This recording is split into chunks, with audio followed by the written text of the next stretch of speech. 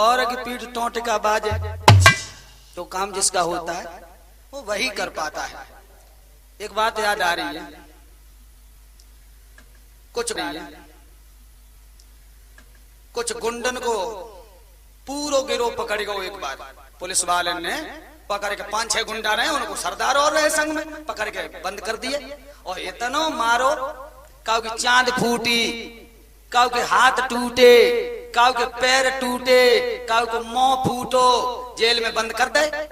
Jail में बंद कर दी और कुछ दिनों के बाद वो जेल से छुट करके भागे आए और एक बियाबान जंगल में बैठे और आपस में बात कर रहे।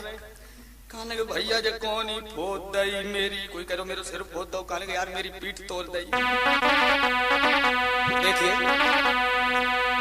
एक कान लगो भैया हम तुमने उन गरीब दुनिया को ना छोड़ो, हैं काउ पे दया ना करी, पत्थर को दिल बनाए लो। बिल्कुल क्या कह रहे, आपस में बातचीत कर रहे कि पत्थर का था दिल मेरा हो, कह रहे पत्थर का था दिल मेरा, लोहे का जमाना था, मुझे कूट दिया, मुझे कूट दिया।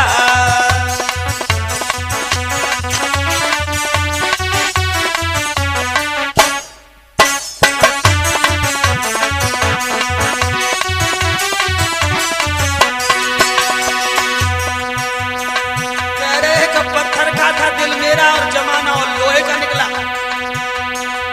वैसे गाना में तो ये दिया है मुंबई वालों ने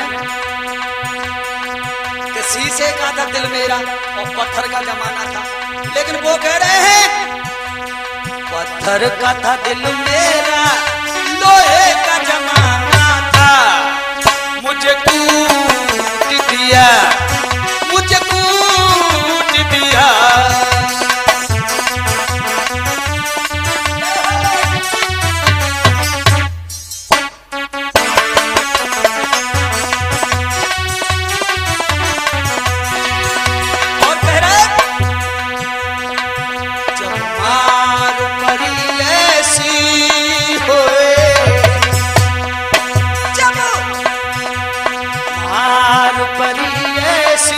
सिर फूट ही जाना था, मुझे कूट दिया, मुझे कूट दिया।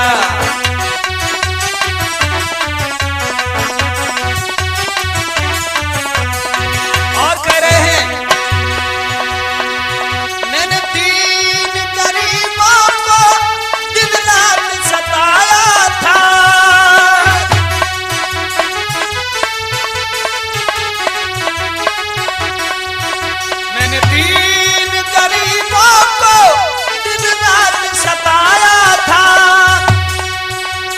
चोरी डकैती ने मुझे जेल पठाया था। ये चोरी डकैती के कारण हम जेल में पहुंचे। अब स्वार्थ में किसी का है, अब स्वार्थ में किसी का मैंने दर्द न जाना था, मुझे कूट दिया, मुझे कूट दिया।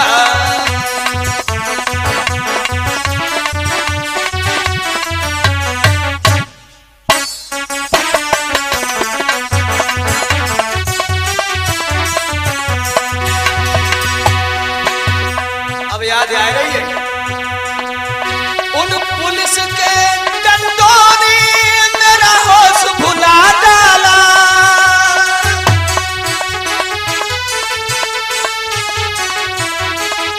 राजकुमार अब आंखें ना खुल रही, ज्यादा मार पड़ गई। उन पुलिस के डंडों ने मेरा होश भुला डाला और मारा इस कदर से बेहोश बना डाला।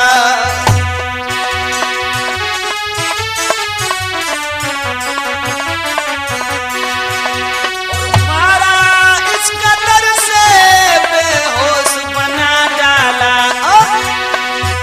मुंह पे डंडा मिल रहा तो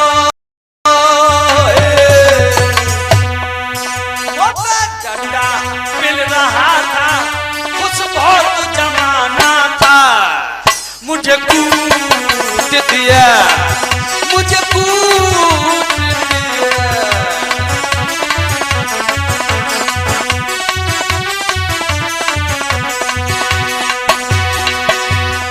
पत्थर का था दिल मेरा, पत्थर का था दिल मेरा, लोहे का जमाना था। मुझे कूट दिया, मुझे कूट दिया। जब मार पड़ी ऐसी है, जब मार पड़ी ऐसी, सिर फूट ही जाना था। मुझे कूट दिया, मुझे कूट दिया।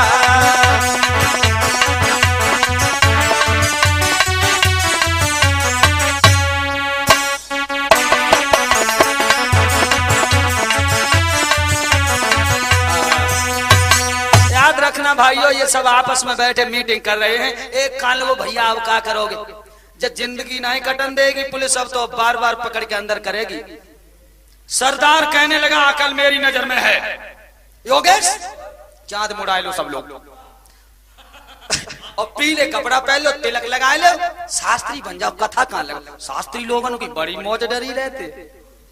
आए दूध पियते सो तो पियते, मेवा मिष्ठान मिठाई मलाई सेब बालूशाही रसगुल्ला तरह तरह के फल खाते हैं, आनंद उड़ाते।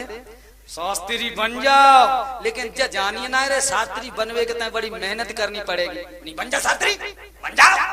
तो बन गए शास्त्री। जो सरदार रहे उनको वो कहा लोग हम आचार्य बनेंगे, तुम व्यवस्थापक साजवाली बन जाओ। तो भैया बे सब व्यवस्थापक बन गए, कोई साज वाले बन गए, और जो सरदार रहे उन गुंडन को वो बनो शास्त्री। नहीं लगाए दे पांडाल, कहूं चंदा जोड़ के पांडाल लगाए दो। योगेश व्यवस्था पे रहोगे, सब लोग बिल्कुल तैयार, एकदम रेडी। भैया साउंड लगा है, टेंट लगा है, बड़ी अच्छी तरह से प्रवचन कथा प्रवचन शुरू हुआ। जो सरदार रहे वो आचार्य बन के गद्दी पे बैठो, और उसने अपना कथा प्रसंग शुरू करने से पहले वो अपने टेंट वाले को साउंड वाले को बुलाया। ए भैया साउंड वाले, क्या बात है महाराज जी, ये साउंड अपना बिल्कुल सही कर ले। हमारे प्रवचन कहते समय तेरे साउंड में अगर कू का ची पो की, तेरे पूरी फैमिली का साउंड बना दूंगा मैं। हाँ तेरे पूरे घर का डीजे बना दूंगा, सही कर ले, पहले इसके बोलियों में हट के तैयार कर ले। कहने को बिल्कुल महाराज सही चलेगा, आप बोलिए तो प्रवचन कथा आगे को बढ़ाइए, बिल्कुल सही चलेगा, आप चिंता न कीजिए। टेंट वाला कहाँ, ये पर्दा संभाल के लगा। अगर प्रवचन कहते समय तेरी पर्दा जरा भी हिल गई, फरर फरर इधर उधर उड़ी नहीं, तो तेरे पूरी फैमिली का मैं टेंट बना दूंगा। संभाल ले अपने पर्दा को, टेंट को संभाल ले। टेंट वाला कहने लगा प्रभु जी आप शांति से अपने प्रवचन करिए, बिल्कुल टेंट कैसा भी नहीं होगा, सही जैसा लगा वैसा लगा रहेगा। अब जनता आगे बैठी, मानो जाने कहां से बहुत बड़े विद्वान आए हैं आचार्य। भाई लोगों को क्या मालूम, जब कुछ सुना ही नहीं है। अब भाई कथा प्रवचन शुरू हुआ। पहला प्रसंग रामायण से लेके चल रही है। जितने भी दर्शक सामने बैठे हैं कृपया शांति से बैठेंगे, ऊधम बिल्कुल नहीं मचाएंगे। ना हमें तो जानते ही है मैं कौन हूं, हथियार डाल दिए लेकिन चलाना नहीं भूले हैं, दांत नहीं फाड़ोगे, समझे। शांति से बैठे रहो। ये लड़के तू कहां जा रहा है? भैया बैठे हो वो डर के मारे, तू भी बैठ। उधर पीछे क्यों देख रहा है, बीड़ी क्यों पी रहा है?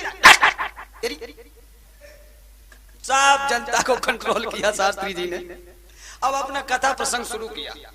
सबसे पहले प्रसंग रामायण से लिया और कहा श्रोताओं, इस समय लंका का राजा कंस झोली डाल के सीता के सामने पहुंचा और कहा हे सीते मुझे भिक्षा दो। कंस साधु बन के आया है।